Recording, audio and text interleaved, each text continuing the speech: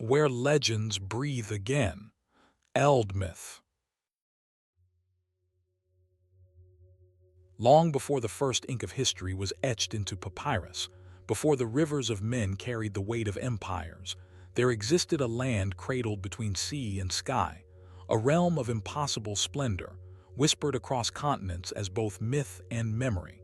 Atlantis, a name that trembles on the tongue like the echo of the ocean itself, a city whose birth was said to have been witnessed by gods. To trace its origins is to navigate a current of legend, for the chronicles of Atlantis begin not with stone or coin, but with a story older than any written word. It is said that in the earliest ages, the cosmos itself conspired to create a terrestrial mirror of celestial perfection. From the union of Poseidon, the god of the deep and restless waters, and Cleido, a mortal of unparalleled beauty and wisdom, there sprang a land consecrated to both divinity and destiny. Poseidon, whose trident could fracture mountains or summon storms, beheld in Cleido's eyes the spark of human ingenuity and the purity of innocence.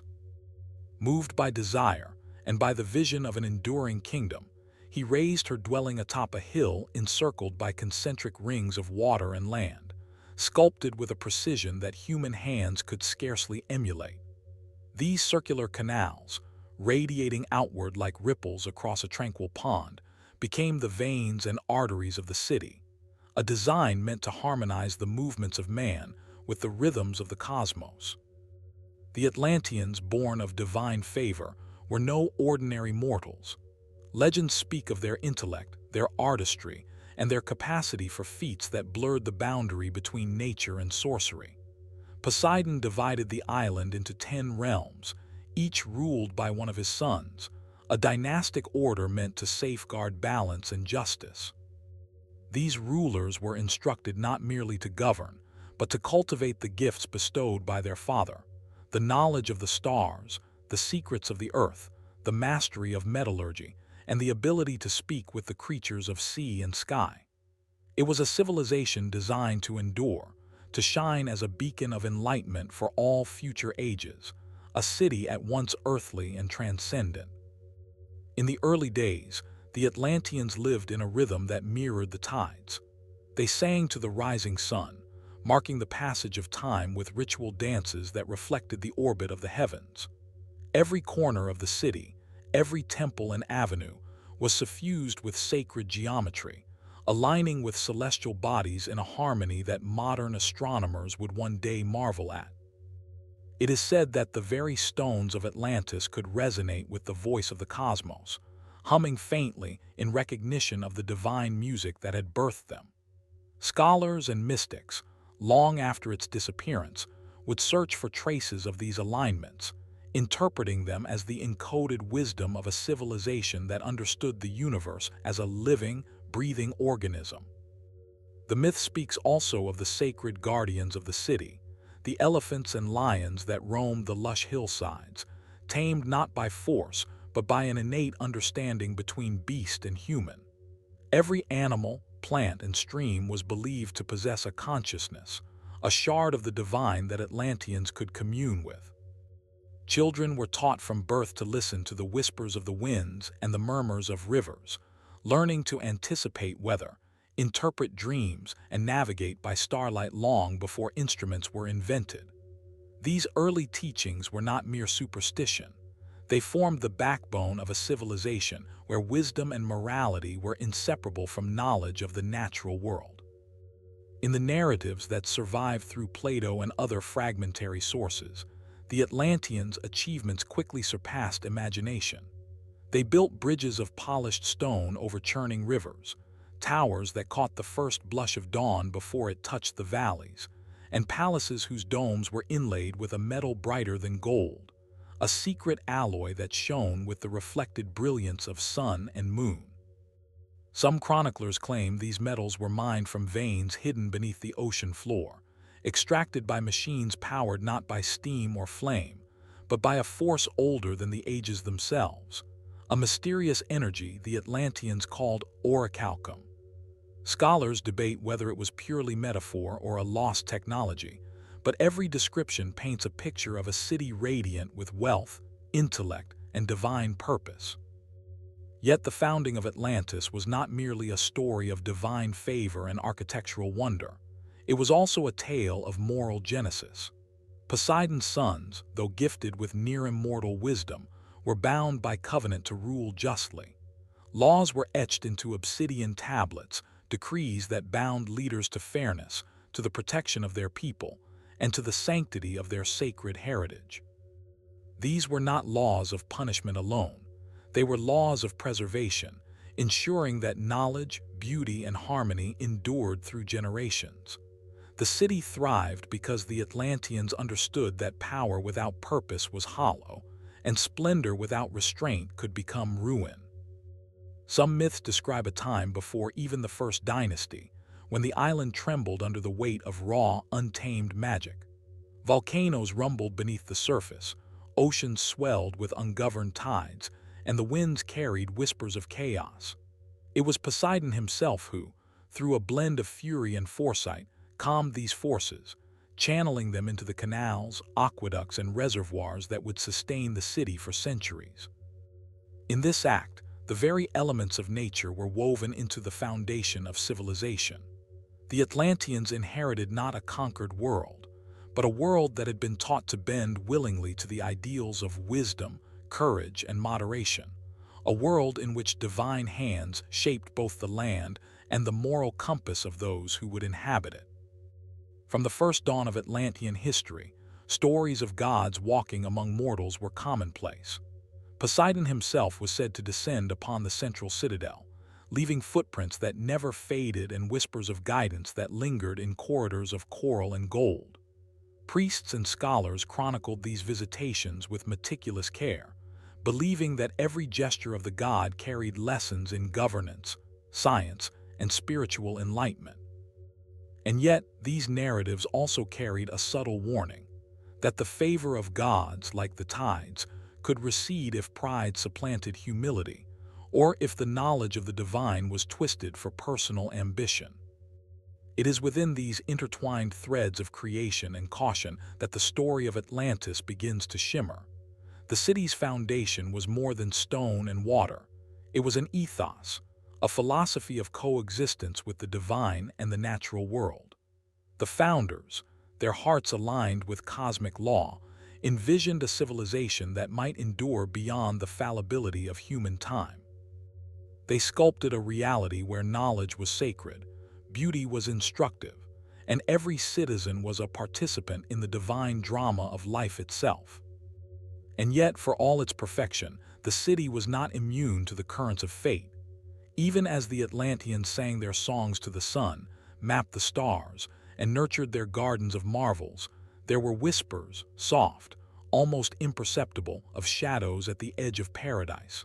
Whispers of hubris, of the mortal tendency to grasp what even gods would hesitate to give. These murmurs were drowned at first in the symphony of harmony, but they hinted at the trials that awaited, the turning of tides that no city, no matter how divinely blessed, could forever resist. And so Atlantis rose, not merely as a city of marble and canal, but as a testament to the possibility of divine human collaboration, a civilization born of love, power, and cosmic alignment. Its founders left a legacy in stone and story, a narrative of hope and warning intertwined, awaiting generations to bear witness. From its earliest days, the rhythm of life in Atlantis was inseparable from the dance of the stars, the song of the seas, and the quiet whisper of the gods. The city's pulse echoed across the ages, hinting at a world of knowledge, of magic, and of wonder that the future would scarcely imagine, but could never entirely forget. But that was only the beginning. The land of Atlantis was more than fertile soil and placid waters. It was a theater of unimaginable topography, a realm where nature had been shaped into art, and art had been imbued with the vitality of nature.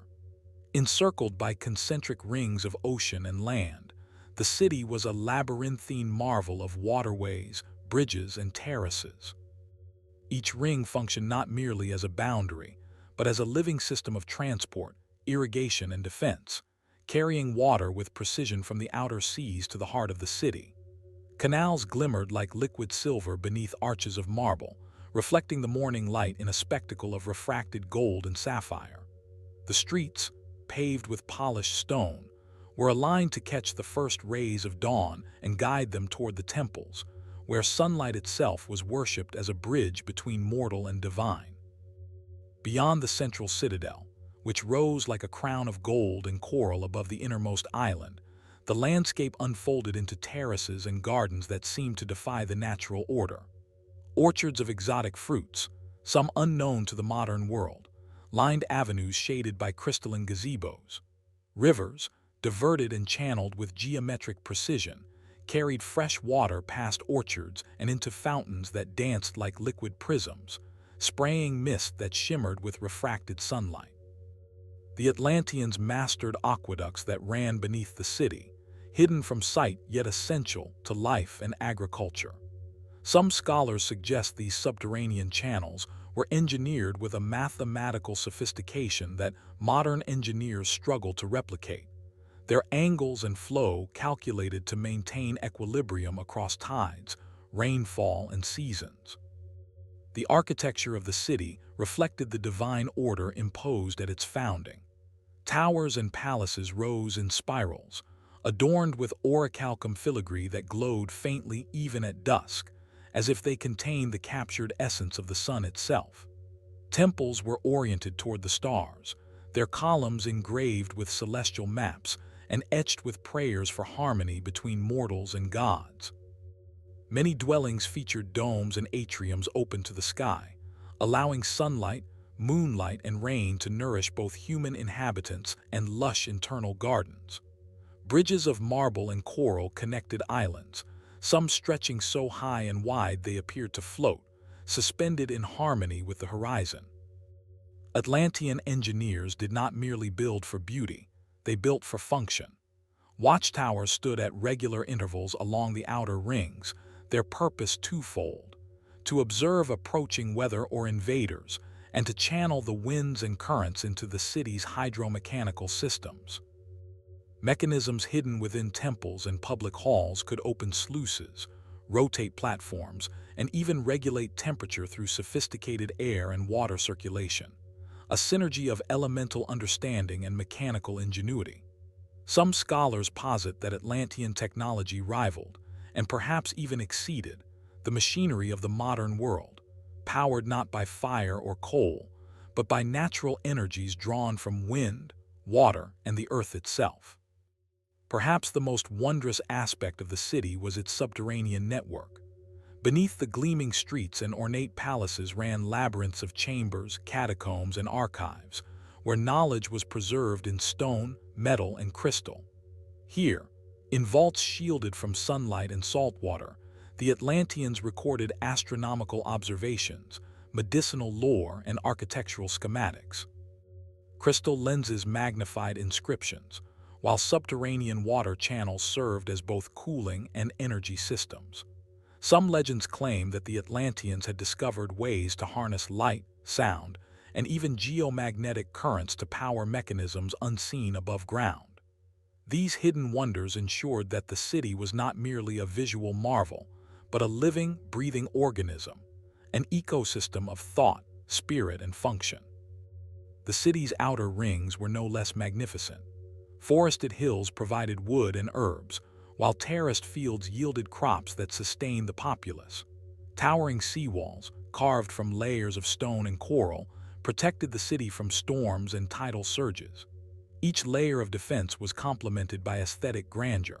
Mosaics of sea serpents, dolphins, and celestial motifs adorned the fortifications, turning every functional element into a testament of art and symbolism. Islands connected by sweeping bridges became neighborhoods in themselves, each with its own temples, marketplaces, and gardens. Traders moved between rings by boat or along sunlit causeways, while citizens could enjoy panoramic views of the ocean, mountains, and distant horizons. Atlantean urban planning extended beyond mere survival. It was philosophy made concrete. The concentric rings were designed to foster community, ensuring that no citizen was ever too distant from water, markets, or spiritual centers. Public spaces were abundant.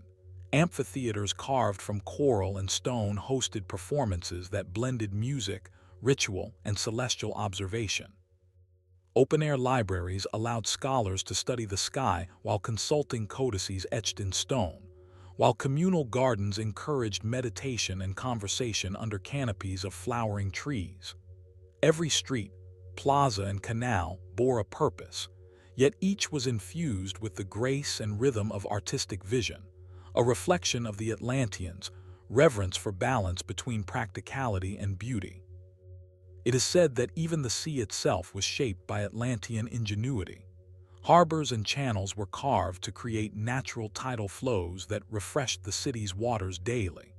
Coral reefs were cultivated and arranged to break waves and create safe anchorages, while underwater gardens nourished fish and aquatic life that supplied both sustenance and ceremonial offerings.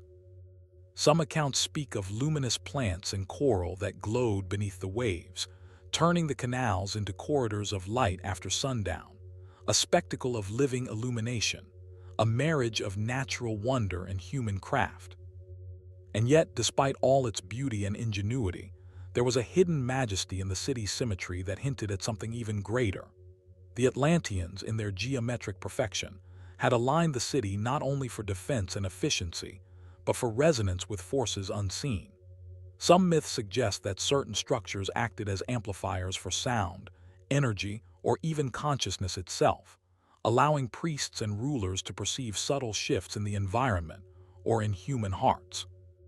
The very layout of the city, when viewed from above, was said to resemble the celestial map, a terrestrial echo of the divine order. Every canal, bridge, and tower was placed with precision, reflecting a vision in which architecture became both a mirror and an instrument of cosmic harmony. The grandeur of Atlantis, geography and architecture was thus inseparable from its mythic purpose. The city was not merely a dwelling but a living testament to the union of human genius, divine guidance, and natural splendor. It was a realm where form followed function yet soared into poetry, where walls, towers, and canals did more than enclose. They inspired, educated, and elevated all who traversed them. And as the Atlanteans went about their daily lives amid gardens, palaces, and bridges of light, there was a sense that the city itself was conscious, a silent guardian and participant in their civilization's rhythm, quietly shaping the destiny of all who called it home.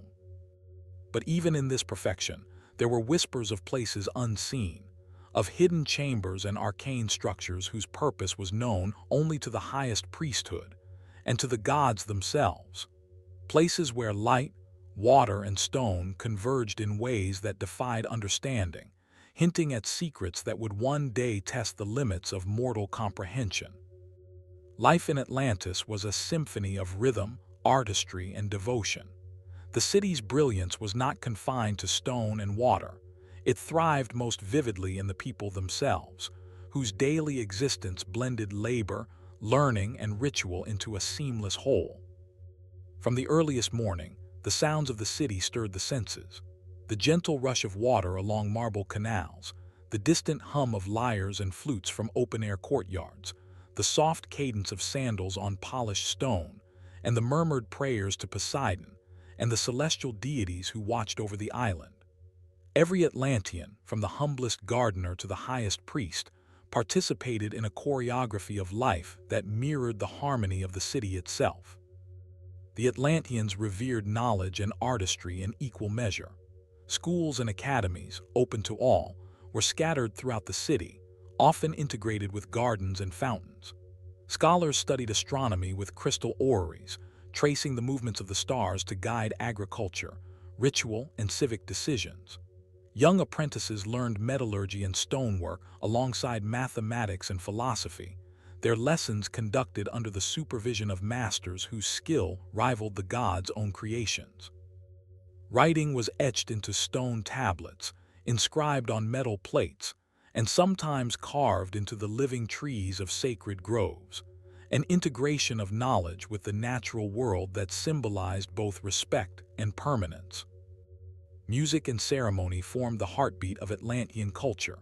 Public plazas often became stages for ritual performances, where citizens would gather to honor the gods, celebrate harvests, or mark astronomical events. Instruments of strange and intricate design, lyres with coral inlays, drums carved from giant shells, flutes that echoed with the resonance of wind and water, produced music that was said to move the soul, aligning hearts with the rhythms of the cosmos. Song, dance, and meditation were inseparable, creating experiences that were at once spiritual, communal, and profoundly joyous. Even in the marketplace, merchants would pause to sing the praises of the day, transforming commerce into an artful ritual that nourished both body and spirit. Daily life in Atlantis was guided by a sense of sacred order.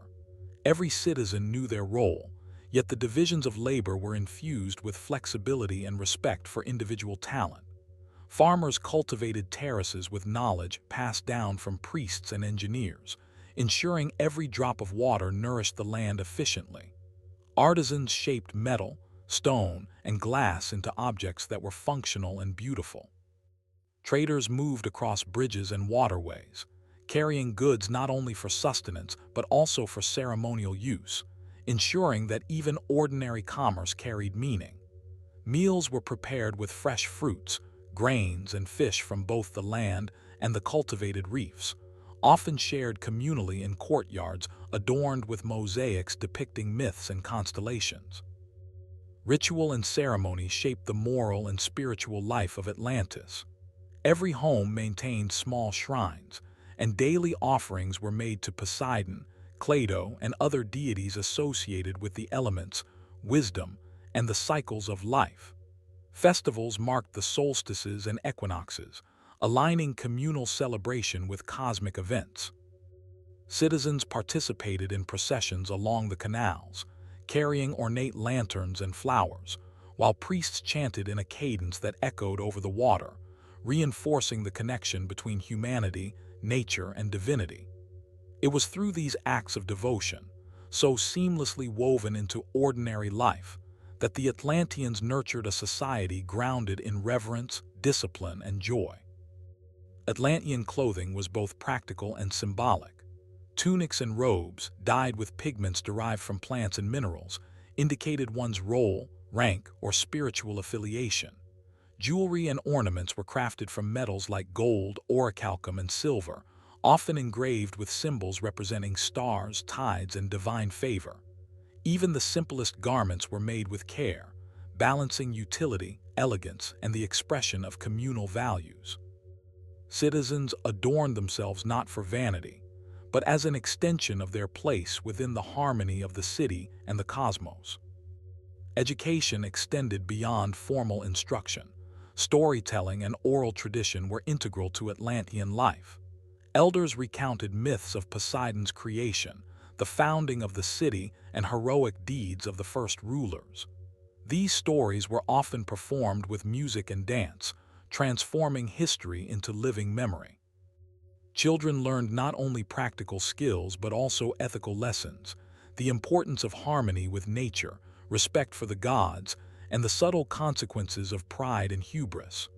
Myths were not idle fancies, they were guides, shaping thought, behavior, and understanding of the world. Religious and mystical practices permeated every aspect of Atlantean society.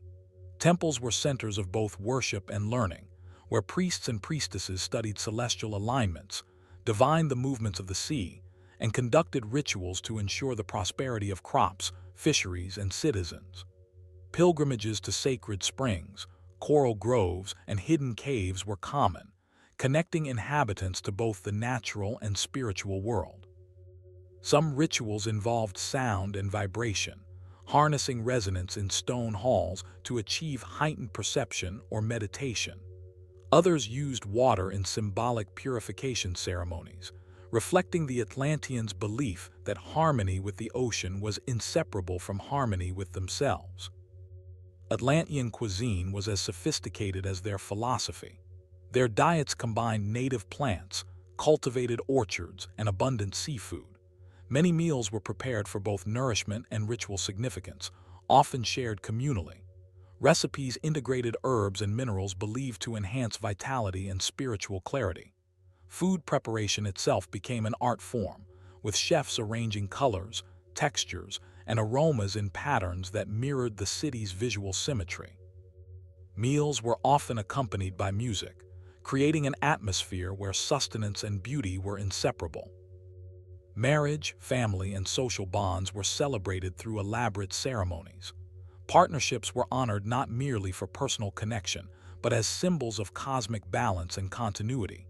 Children were raised collectively within the community, educated in both skill and virtue, encouraged to explore, learn, and contribute. Elders held revered status, guiding moral decisions, preserving oral histories, and mentoring youth. The social fabric of Atlantis was a tapestry of mutual respect, artistic collaboration, and spiritual purpose, woven as intentionally as the canals and bridges that connected the islands.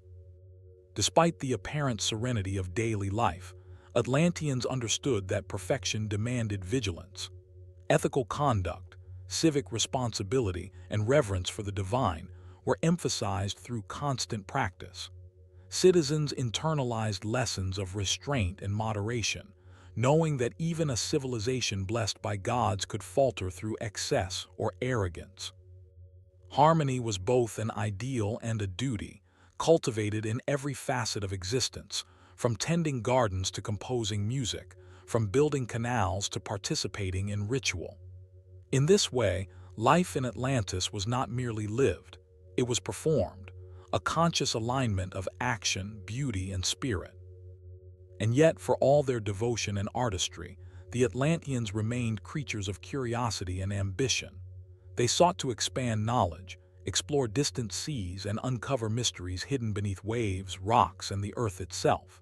It was this duality, the profound reverence for life and the insatiable quest for discovery, that would define the heart of Atlantis. It was a civilization in constant motion, striving to understand the cosmos while nurturing its own sacred perfection.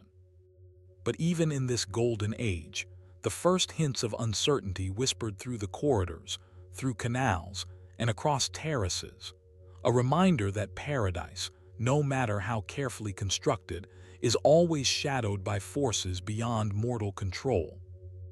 Even in a city as radiant and precise as Atlantis, there were realms that defied logic, corners of existence where the boundaries between mortal understanding and divine enigma blurred.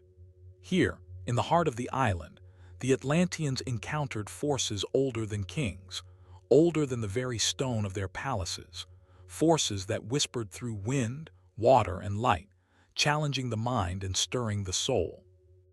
These were the mysteries that shaped both fear and reverence, the hidden currents of magic that ran beneath canals, through temples, and into the hearts of the people. The city itself was said to be imbued with resonance.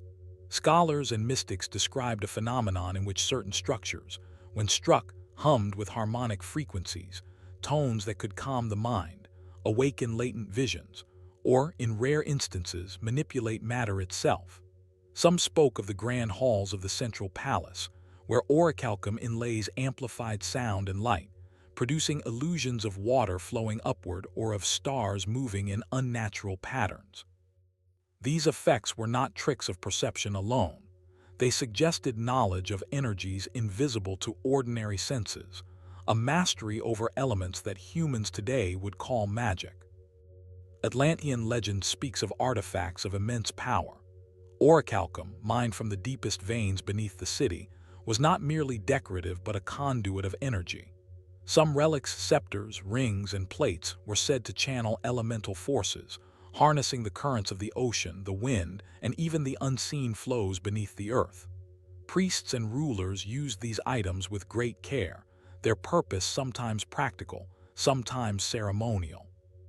Tales describe orichalcum mirrors that could reveal distant lands or hidden truths, and crystal lenses capable of focusing sunlight into beams that could both illuminate and purify.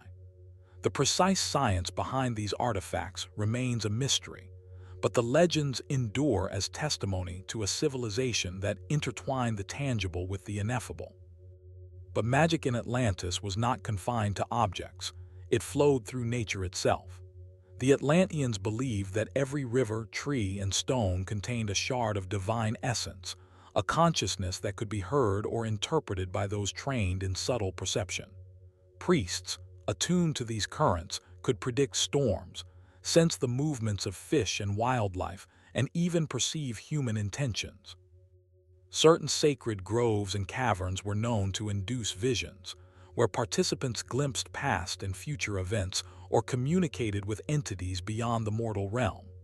In these spaces, the line between natural law and supernatural intervention vanished, leaving only wonder and sometimes dread. Atlantis was also the stage for encounters with beings both benevolent and terrifying. Sea creatures of extraordinary intelligence, some said to rival humans in comprehension, were allies and companions. Dolphins and whales guided travelers through treacherous waters. Enormous turtles carried messages between islands, and luminous jellyfish were harnessed as natural lanterns along the canals.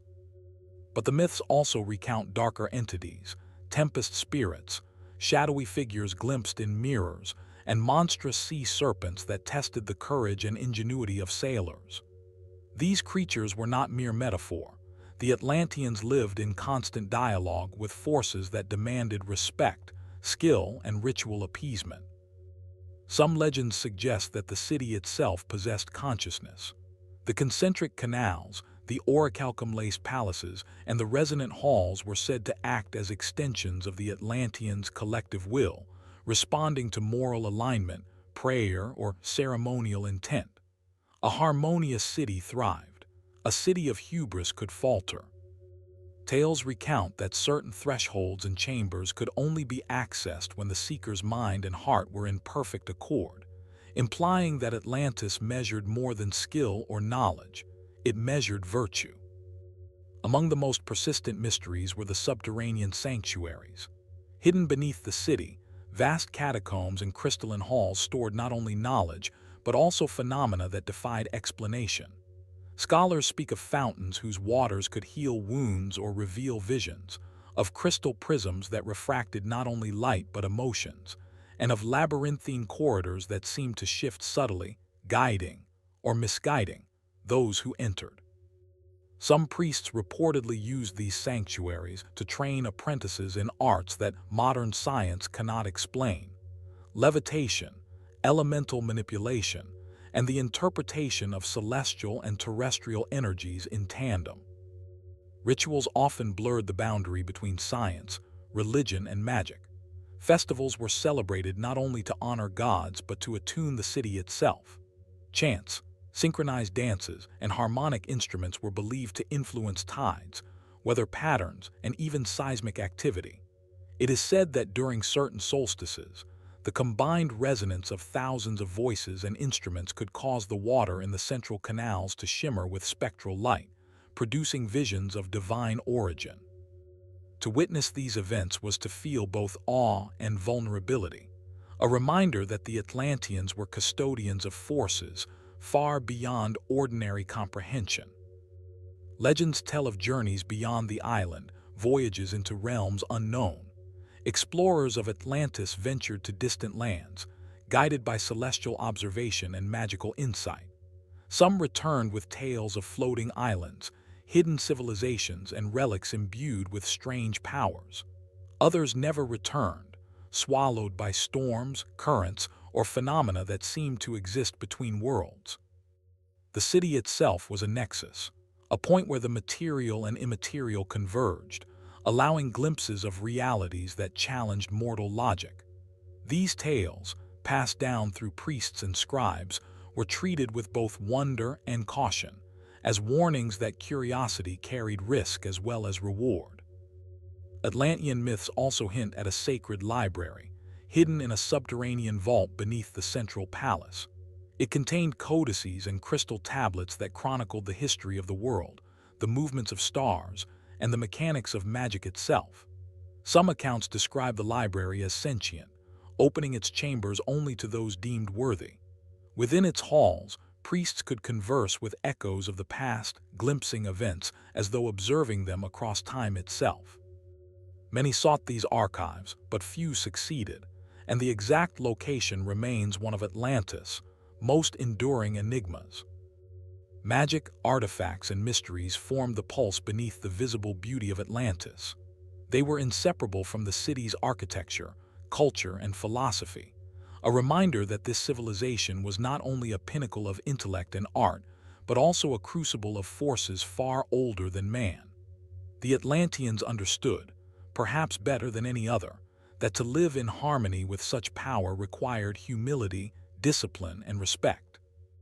And yet, even their mastery of magic could not shield them from the currents of fate that would one day challenge the very foundations of the city itself. In the end, the myths and mysteries of Atlantis were more than legend. They were a reflection of a civilization striving to reconcile the seen with the unseen, the known with the unknowable. Its magic was not spectacle alone, but a philosophy of existence, a proof that knowledge and reverence, art and ritual, could converge to elevate humanity to a plane where reality itself felt malleable. But as the Atlanteans would soon discover, even magic and wisdom were not enough to guard against forces that came not from the stars or the sea, but from the inexorable tides of time, ambition, and fate. Even the most radiant civilizations cast shadows upon themselves. Atlantis, a jewel of divine design, marvels, and wisdom, was no exception. For centuries, the city thrived under the careful guidance of its rulers, the diligence of its citizens, and the vigilant hand of Poseidon himself. Yet, as generations passed, subtle cracks began to appear, not in the marble of the palaces, not in the canals that shimmered like liquid silver, but in the hearts of those who walked the streets. Pride, ambition, and the quiet hubris of mastery over both nature and divine law began to fester beneath the city's luminous exterior. Legends suggest that the Atlanteans' fall was neither sudden nor entirely external.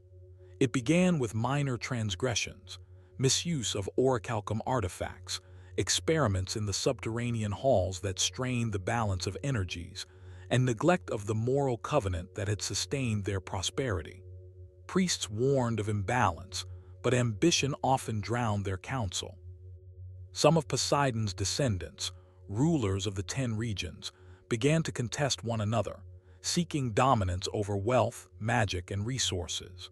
The once unified city became a stage for rivalry, and whispers of treachery moved through the corridors and canals like a hidden tide. Nature itself seemed to respond to the Atlanteans' growing arrogance. Storms of unprecedented ferocity lashed the outer rings. Tidal surges breached seawalls carefully constructed for centuries. Earthquakes shook the foundations, splitting terraces and fracturing marble bridges. The once harmonious resonance of the city's halls turned dissonant, vibrating with a sense of unease.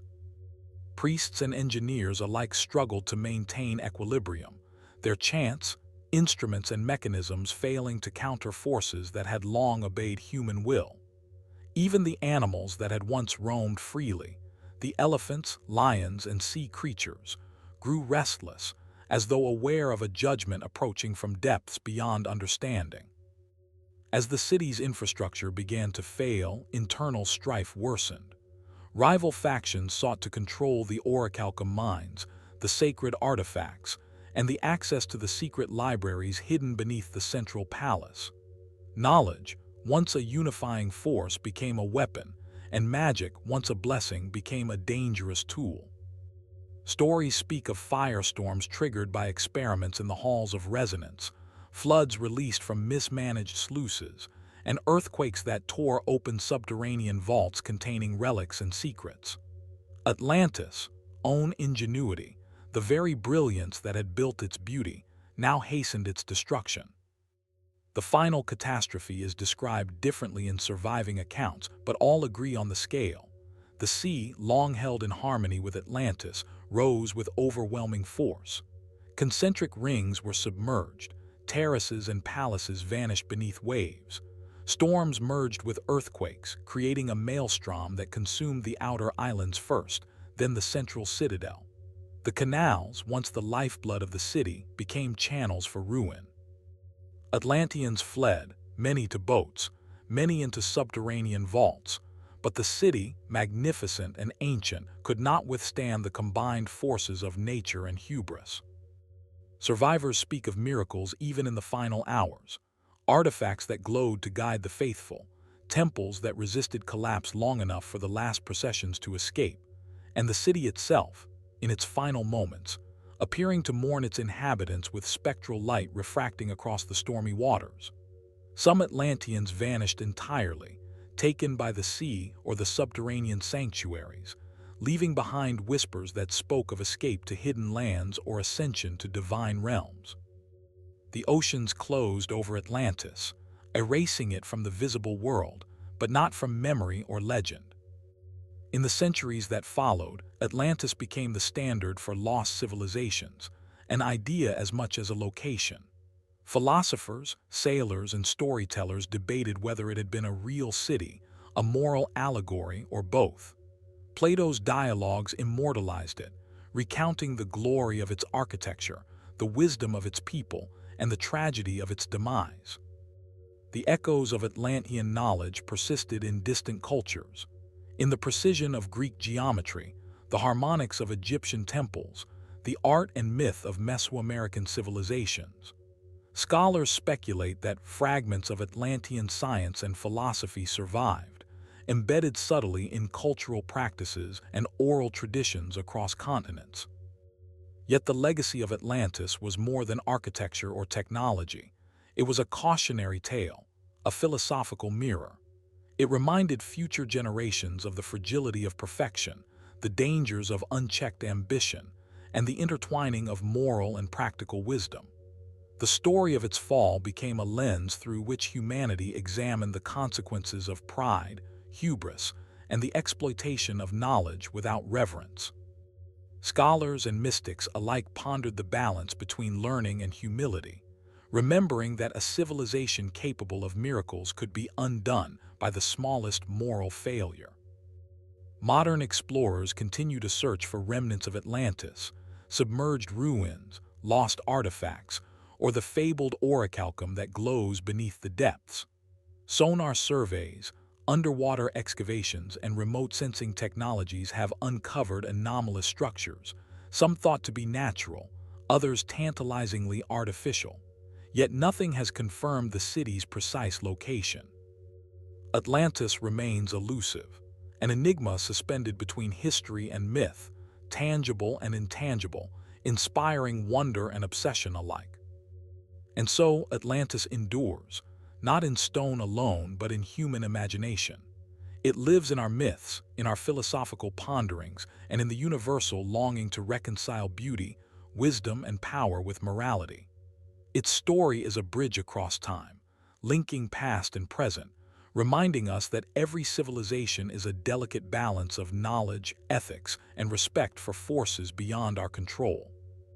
The city may have vanished beneath the waves, but its light continues to illuminate the human quest for understanding, innovation, and transcendence. The tale of Atlantis ends not with a conclusion, but with an invitation to ponder the heights of human achievement, the depths of nature's power, and the mysteries that lie just beyond our grasp. Even as the seas claimed its marble towers and shimmering canals, the city remains alive in the collective memory of humanity, a symbol of aspiration, caution, and wonder. And though Atlantis rests beneath the waves, its echoes continue to whisper, calling us to explore, to learn, and to remember the fragile brilliance of a world both lost and eternal. Another legend fades, but the next awaits. Like this video, subscribe and continue the journey through myths.